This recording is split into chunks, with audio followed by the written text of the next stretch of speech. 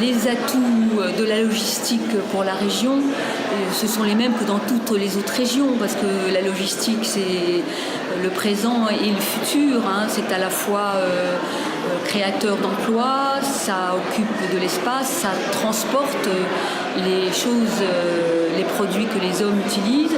Moi, mon rôle ici en tant que préfète, c'est surtout d'expliquer en quoi l'État est concerné par ces problématiques, comme elle l'est de toutes les problématiques, à la fois comme régulateur, il y a des règles à respecter et il y en a dans la logistique comme pour le reste. Et puis il y a aussi de la recherche et de l'innovation, une participation de l'État à toutes les infrastructures qui sont évidemment très importantes pour la logistique. Donc moi, mon rôle ici, c'est de rappeler toutes ces données. La logistique apporte au territoire de la région des Pays de la Loire, bien évidemment, de l'emploi. On aura l'occasion, dans quelques semaines, d'annoncer justement l'ouverture d'une plateforme logistique d'une entreprise à capitaux étrangers. Donc c'est la création à plus ou moins long terme de 500 emplois. Donc c'est une vraie dynamique pour notre territoire en termes d'emploi.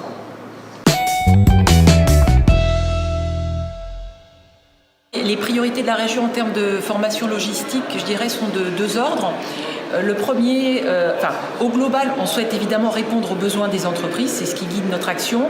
Le premier axe, c'est la formation, on va dire, peu qualifiée, où nous avons fait tout un travail avec les entreprises, les OPCA et les centres de formation pour identifier les besoins de la filière logistique, qui sur la région des Pays de la Loire par an sont à peu près de 3000 postes, avec 80% qui sont des emplois d'ouvriers peu qualifiés, avec des besoins plus spécifiques sur les magasiniers et les caristes. Et puis également un besoin sur l'encadrement intermédiaire.